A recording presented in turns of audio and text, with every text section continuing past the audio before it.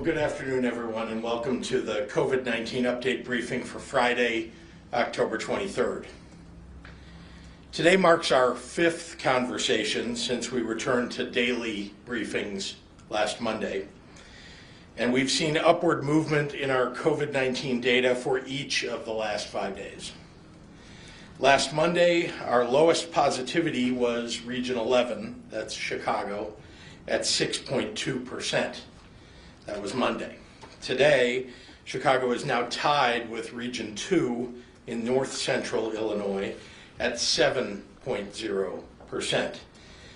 That's a 0.8% increase in just 1 week. Chicago's infection rate is rising at a rapid rate, just like the rest of Illinois. Statewide, the number of patients hospitalized with COVID-19 has increased 17% over the last week alone. As of Monday, only one of our 11 regions have been moved into increased mitigations of our resurgence plan. Today, that number is up to 4 regions: northwestern Illinois, southern Illinois, and Will and Kankakee counties, that's Region 7, DuPage and Kane counties, that's Region 8.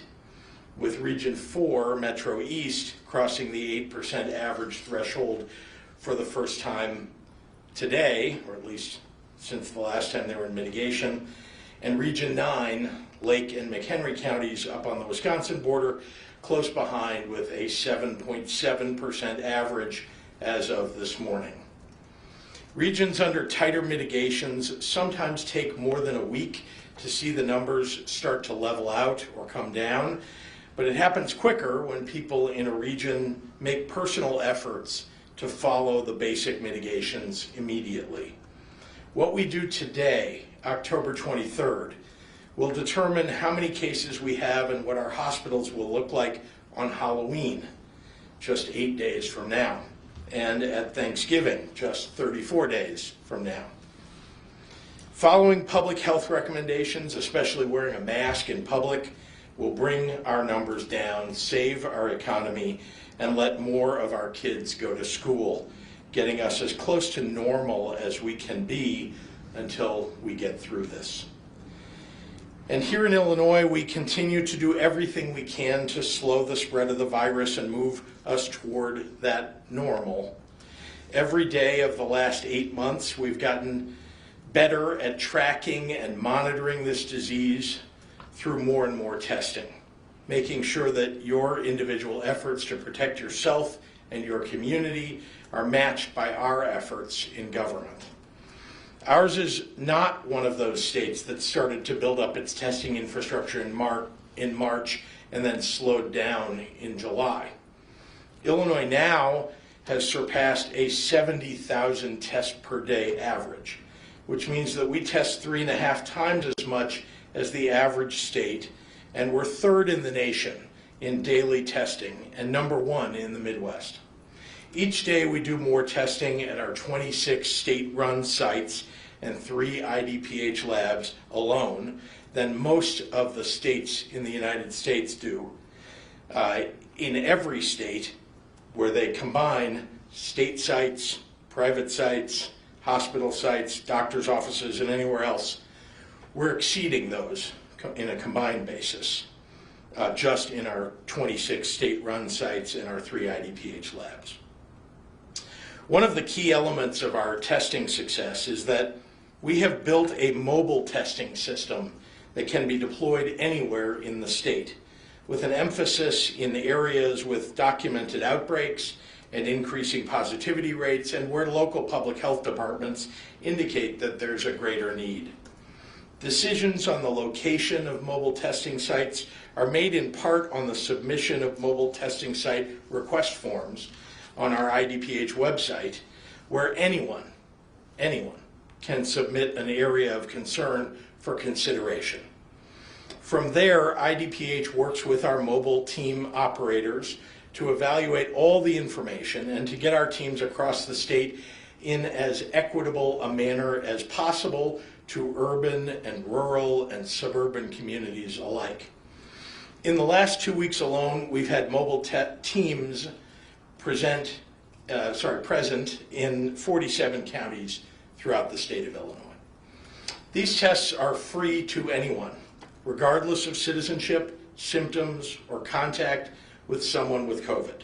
And they're also fast. I know that throughout this pandemic, there have been national headlines about the long backlogs, sometimes 2 weeks, at commercial labs, national ones, that delay you getting your test results. Well, that's not the case at our in-state, state-run, community-based testing sites and our mobile sites. The majority of people who go to these state-run sites see a turnaround time for their results in 2 to 3 days. And for many, it's even faster than that. This is key because the tests that we offer at our state sites are PCR tests, the most accurate kind of COVID-19 diagnostic test out there. You can find the closest one nearest to you at dph.illinois.gov/testing. Mobile testing has allowed us to evolve where and how often we need to offer testing in a certain area and increases the availability of free testing as needed. Next week, for example, we're piloting a month-long, semi-permanent, 7-day-a-week operation in Mount Vernon in Region 5, Southern Illinois. And we are currently identifying locations in Region 3. This is the work that it will take for us to get through this. And let me be clear, we will get through this. Our strong testing regimen is just one important tool in our toolbox, and we didn't have that toolbox prepared when this pandemic first hit. No one did. And there are others that we've deployed, which we will talk more about next week. Navigating new challenges with Illinois ingenuity and grit is who we are. From expanding testing for everyone, everywhere in our state, to calling on the Republican-led U.S. Senate to get federal support for our Illinois small businesses. We won't stop fighting for our state and for each other. We've got to be all in for Illinois. So now I'd like to turn it over to the Director of the Department of Public Health, Dr. Agazi Ezike. Thank you, sir.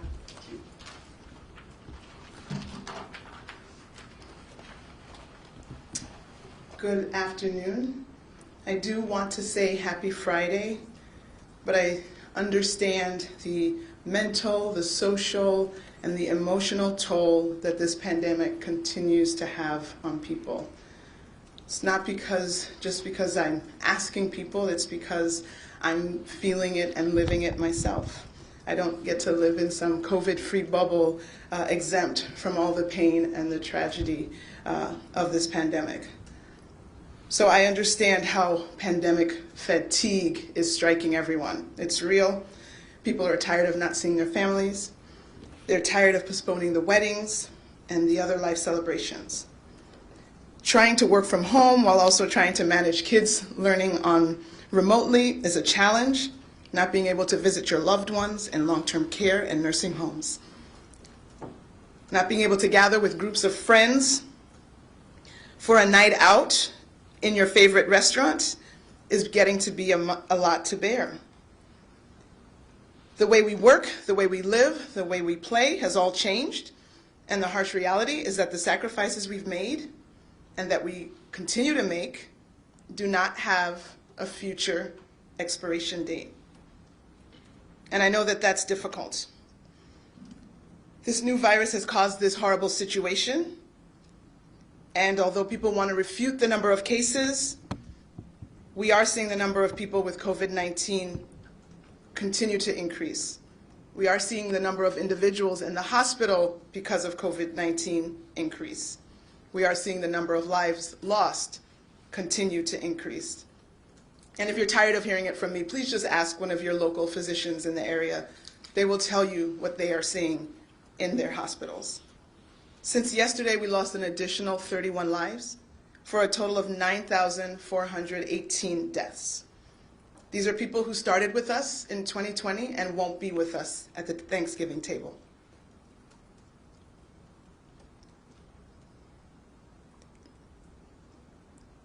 Today, we are reporting 874 new cases for a total of 364,33 confirmed cases since the start of this pandemic. Excuse me, please.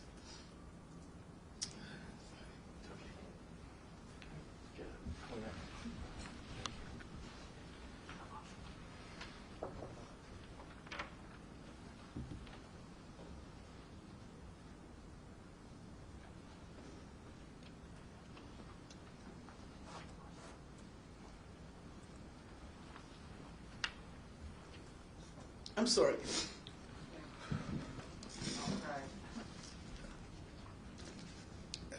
Okay.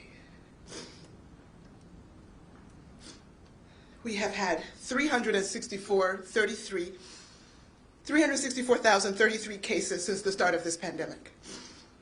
2,498 individuals were reported to be in the hospital overnight.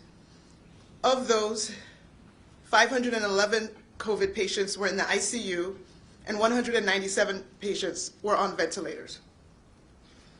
In the last 24 hours, 82,256 lab tests were reported for a total of more than 7.1 million tests.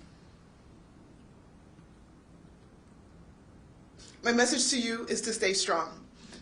I've never run a marathon, but I have the utmost regard for those who've been able to train and plan and finish a marathon. But this is a difficult race when you can't actually see the end point, and I'm sorry that that's the message I have for you. Nevertheless, I'm asking you to fight the fatigue. Fight the urge to give up on social distancing. Fight for your kids to have safe, healthy opportunity to have in-person learning in school with teachers who were trained to teach them in the classroom. Fight to have safe, healthy environments at which we can work, so that businesses can remain open, so that our economies can start to thrive again. This does mean wearing your mask anytime you're around people. This means reconsidering that large gathering, that large social event. It means thinking about wearing masks in your own home when you're with other people from outside of your household. Think about connecting with friends and family virtually. This is what we'll have to do to bring the spread down in our community. When we bring the spread down in our community, kids can go to school safely, people can go to work safely, activities, family celebrations can be celebrations instead of super spreader events that result in disease and death. Let's please work together. I know many of you are healthy and don't have a concern in the world of dying from this COVID. I would say that, of course, there are some people whose chances are much lower, but let's please think beyond ourselves and think about the people that we could unknowingly infect who may not be as fortunate to have the immune system and the healthy status that you may have.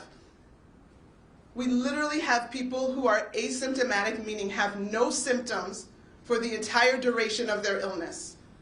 And so for those 7-8 days that you may be shedding the virus, you are unknowingly, unwittingly infecting people in your path, people who will never know that they were exposed to you, but may come up with disease and maybe even be hospitalized and even worse without ever understanding where or how they contracted this.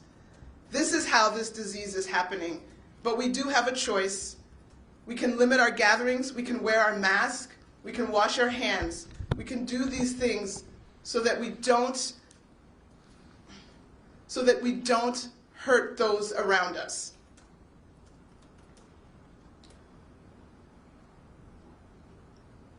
Buenas tardes a todos. Quiero que mi gente latina sepa que realmente entiendo el costo mental, social y emocional que está causando esta pandemia. La fatiga pandémica es real. La gente está cansado de no ver familia en las bodas, las quinceañeras o otras celebraciones de la vida. Muchos de los trabajadores esenciales son latinos y los agradezco a todos por trabajar durante esta pandemia de mantener funcionando nuestro estado. La forma en que trabajamos, vivimos y jugamos ha cambiado y la dura realidad es que los sacrificios que hemos hecho y estamos haciendo deberán continuar en el futuro. Es difícil decir eso, con los días festivos acercándose. Sé que todos queremos estar juntos, pero no pongas en riesgo a la abuelita y abuelito. Usa una máscara durante su visita. Eso ayudará a detener la propagación de este virus mortal. Algunas personas quieren refutar la cantidad de casos, pero estamos viendo que aumenta la cantidad de personas con COVID-19 en los hospitales, así como la cantidad de vidas perdidas. Usted puede preguntar a cualquier doctor que conoce para confirmar eso. Desde ayer hemos perdido 31 vidas adicionales para un total de más de 9,400 muertes. Hoy informamos 874 casos nuevos de COVID-19 en Illinois para un total de más de 360,000 casos confirmados. 2,498 personas en Illinois pasaron la noche en el hospital con COVID-19 y de ellos 511 pacientes estaban en la unidad de cuidados intensivos y 197 pacientes estaban en ventiladores. En las últimas 24 horas se informaron más de 82,000 pruebas de laboratorio para un total de más de 7.1 millones de pruebas. Mi mensaje para ustedes hoy es que se mantengan fuertes. Luchen contra la fatiga. Luchen contra el impulso de salir sin máscara. Luchen para que sus hijos podrán aprender en manera segura, saludable y en persona. Luchen para su familia, sus amigos y su estado. Porque no podemos hacerlo juntos, tenemos que trabajar juntos. No puede hacerlo solos. Sí se puede. Recuerden los 3 M's, usa su máscara, mantenga su distancia y lávense las manos. Muchísimas gracias para su apoyo. And with that, I will turn it over to Governor Pritzker. All right, reporters in the room, we're going to take a couple from you guys, and then we've got a bunch of people who are working from home with questions on the computer. And before we begin, I just want to say something important. Dr. Ezike is Superwoman. Since the very beginning of this coronavirus, she has had the weight of the public health of the people of the state of Illinois on her shoulders. She has worked nonstop, 7 days a week, 24 hours a day. There is not a moment that she doesn't take a phone call in the middle of the night, middle of the day, take a meeting, whatever she needs to do. The people of the state of Illinois are her patients. And you can imagine she cares so deeply about her patients. And I'll also say that there is a tremendous amount of pressure and burden when, in addition to all of that, she is subject to verbal attack, to protesters showing up at her home, and people have a right to do that, but people should take into consideration that this is a very difficult job that she has, and she is doing it in a way that we should all be so proud of. I know I am, and I'm very proud to be able to work with you, Dr. Ezike. Thank you. So with that, I'm happy to take any questions from members of the media. Yesterday you had mentioned that you're going to send Illinois State Police to Region 1 to make sure that they're complying, that they're not having the bars and restaurants open. And if so, are they going to be making arrests? No. And what would be the criminal charge if there is one? Because it's a health guideline, right, and an executive order? No, as you know, we had a regulation passed, an emergency regulation that allows the issuance of citations. It also begins with warnings. So after a couple of warnings and perhaps a dispersal order, there is the potential for the issuance of citations. They will also be checking up on locations that may or may not be following the rules and reporting back on places that have liquor licenses, that have gaming licenses, that are not following the rules, and those places will be subject potentially to having proceedings initiated against them to remove their gaming or their liquor licenses. And it's not just Region 1. It's in any region in which we have existing mitigations that we've asked people to follow, and we're going to ask the businesses, as the regulation outlines, to do what they're supposed to do, and we'll hold them responsible if they're not. And just to follow up to that, I know you want to get to other questions. And I'm sure you've seen online, a lot of people are not. They said they're done. Their livelihoods. They're not going to put their employees' jobs on the line. They're not going to, ruin a family business that they've had for 80 years, and they're determined to stay open. What are you going to do? I mean, what? Well, I know you understand you don't want to ruin their livelihoods. I get that. Mm-hmm. And I know we want to slow the spread. I get that. But at what point in time, people are going to start fighting back? Yeah. And it's the way that they know how, and that's how they choose to do it. I understand, and I understand how difficult it is. I do. Many small businesses have their entire livelihoods at risk and the potential for the closure of their business permanently as a result of this virus. The difficulty, I think, is that some of the locations, and remember this is often focused on bars and restaurants because those are super spreading locations, that some of those locations, when they remain open, when they don't follow the rules, they are in fact helping to communicate this virus to many other people in their communities. This is an awful virus. One of the challenges of it is that it isn't visible to anybody and it doesn't occur to you right away. In other words, it's not that you'll show up at a bar or restaurant one day and the next day you're sick. That's not how it works. And so it's very difficult for people to understand and then to try to manage that with the financial pressures that they're going through. And we've tried to alleviate some of the burden of that with our business interruption grants, with PPP at the federal level. There's much more that's needed to keep people going financially through this pandemic. And we've been fighting to get those resources to small businesses in Illinois. And I'll continue that fight. For whatever reason that isn't happening, the federal officials, federal congressmen, senators, the president can't seem to get together to get that done. So what I can say is that unfortunately we still have to live by the rules here because we don't want people to get sick and die. And so I would ask people to try to live by the rules that we've set. Wear your mask.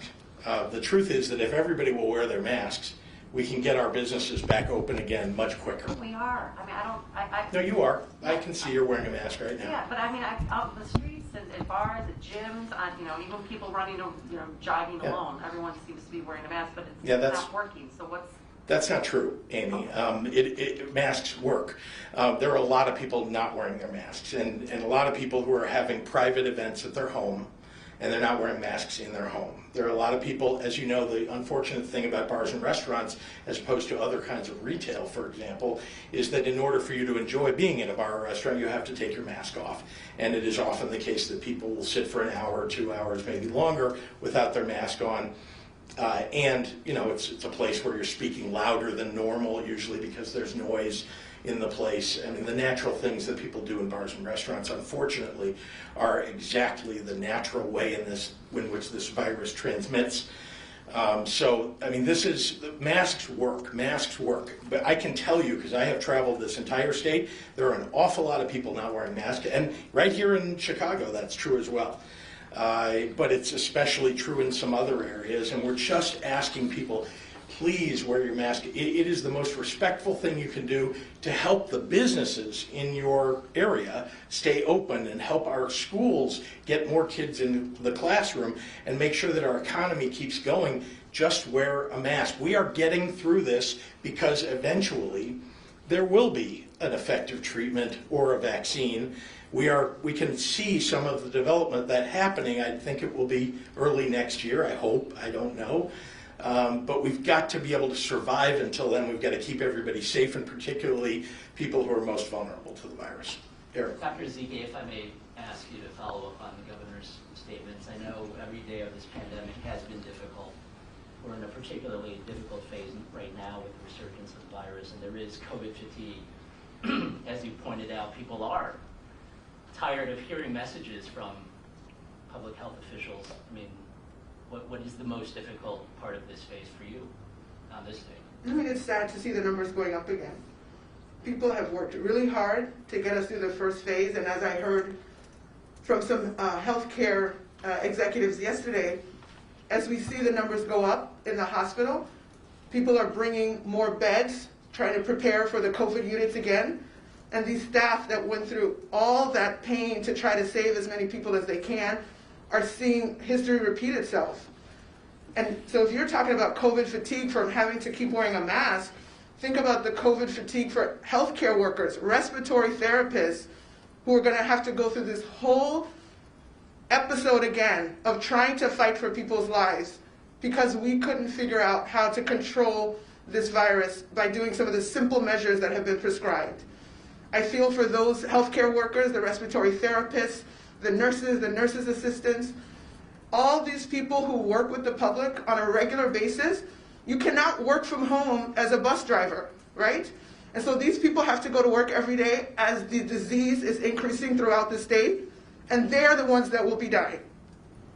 And so putting our people through this again, it's unfortunate, and I'm desperate to find the message that will work. I'm looking for someone to tell me what the message is so that we can do what it takes to turn this around. The virus has caused this, and instead of pitting one group against another, we need to get that and fight against the virus, and we can do that. We have some tools to do that. We don't have a cure yet. We don't have a vaccine yet, but we have a mask, and we're asking people to use that, and I don't know what else we can say. Well, a lot of people, their hearts are with you right now. Just can we talk about the school issue and how that's, our children, I know you've got high school kids, you have high school kids, a lot of us do. If there's a possibility that we could get our kids back, because even NPR, not a right-wing publication by any means, says that the risk of reopening schools has been exaggerated. And there's been Schools are making the local decisions on Yeah. that, so Governor, you can address that quickly, and we got to get online. Okay, I Do you have to shut will. down? Let me just say, we've never, this is, as you know, as we came into the fall semester, we did not shut down schools. Indeed, what we did was provide guidance for local schools to make decisions for themselves, because schools are different from one place to another. Their student bodies are different. They've got a different level of risk.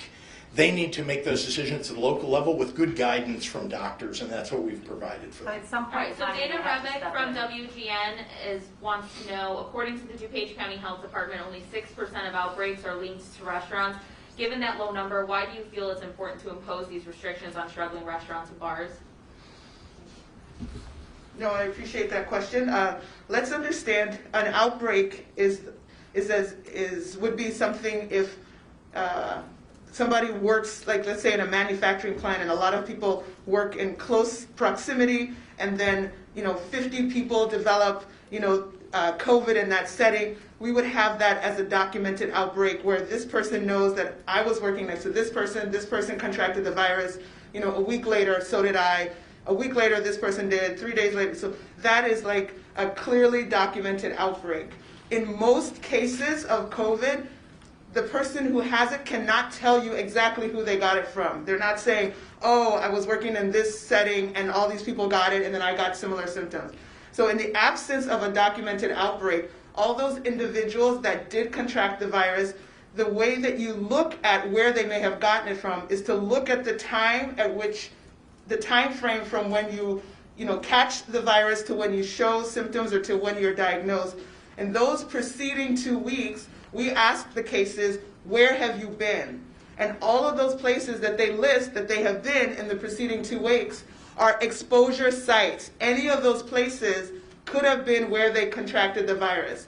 And time after time, bars and restaurants come up as the number 2 or the number 3 place that all of those cases frequented. And so that's why we put it as a high, because it consistently comes up as a place that people who are infected listed as one of their exposure sites. Jim Haggerty. And I would just add, there are literally a dozen studies, many articles about these bars and restaurants being exposure sites and the effect of bars and restaurants on the spread of the virus, and that is why there is a focus on bars and restaurants. Jim Haggerty at the Rockford Advocate is asking, as positivity rates rise, Could a statewide stay-at-home order be implemented, or is the regional mitigation approach sufficient to prevent such a measure? We are not considering a statewide stay-at-home order. We are, as you know, we created the regions and the methodology for resurgence mitigations precisely so we could avoid statewide stay-at-home orders. We've learned an awful lot since March, and so we're looking to, stick to the plan that we have. Kelly Phones will be open November Bauer 3rd. at Block Club asks, Dr. Deborah Burke said closing public spaces isn't enough to stop COVID in Chicago. Can we expect tighter restrictions, and what is the state considering to limit small gatherings that are fueling the spread? Well, let's begin by saying that it is true that just closing public spaces doesn't, solve problems, but we're looking at everything that we think is a high level of risk and trying to address it with some mitigation if we think it's high level risk. We're learning things about the virus still, even today. So are the epidemiologists around the world. And they are helping with the studies that they're doing, with the determinations that they're making, helping us to target better what we might do. But there's nothing more effective, I'm just going to say it again, than everybody wearing a mask and keeping 6 feet of distance. That's been the order of the day from the very beginning to today. It is the most effective thing that we can do. If we would all just take that responsibility and do it, we could bring this virus positivity rate, the number of cases, number of hospitalizations down relatively rapidly. This is from Jake Griffin at the Daily Herald. Can Dr. Ezike explain the science behind casinos remaining open but restaurants can't have indoor food service? Also, how is an enclosed outdoor tent different than indoor dining? I'll take the easy one first. An indoor tent is the same as indoor dining. For the outdoor dining, we expect there's going to be some kind of apparatus, tent-like apparatus. It should only have 2 sides. If it has 4 sides, you are essentially indoors. So that's for that. And then in terms of casinos, so indoor spaces are always trickier than outdoor spaces and obviously portend more risk.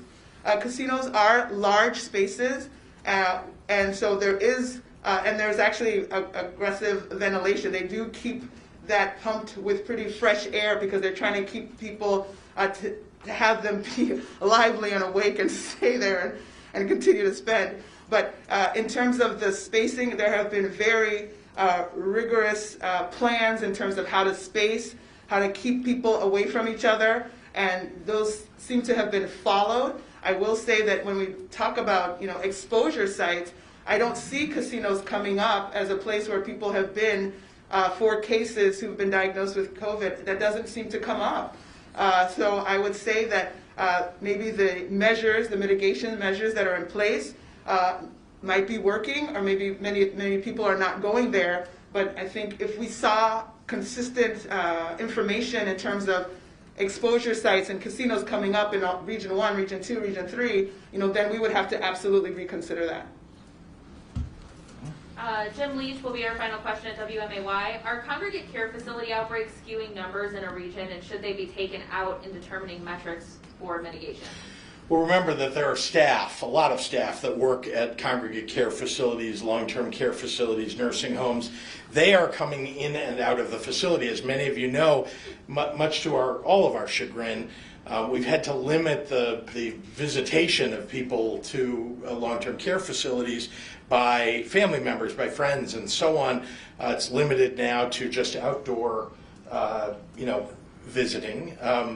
And for a long time it was limited. Literally, we couldn't let anybody in and out because we didn't want it to spread. It spreads like wildfire sometimes in a facility. And but the people that are coming in and out are the staff. And we can do some number of things, testing being very important, to try to limit whether someone who comes in might have COVID-19. But as we know, there are asymptomatic people who don't test for it, who can come into a facility too. We're trying very hard to keep those folks safe. And actually, in long-term care facilities overall, Illinois has done a great job since the very height of this pandemic of bringing those numbers way, way down. We're in the bottom half in terms of the number of deaths that are occurring in our long-term care facilities because of the work that IDPH and our administration is All doing. right, thank you, Governor everyone. Pritchard, Thank you. can you just reassure Illinois that the polls will be open November 3rd? The polls will be open November 3rd. Thank you very much. I appreciate it. Thank you. Thank you, Dr. Nzike.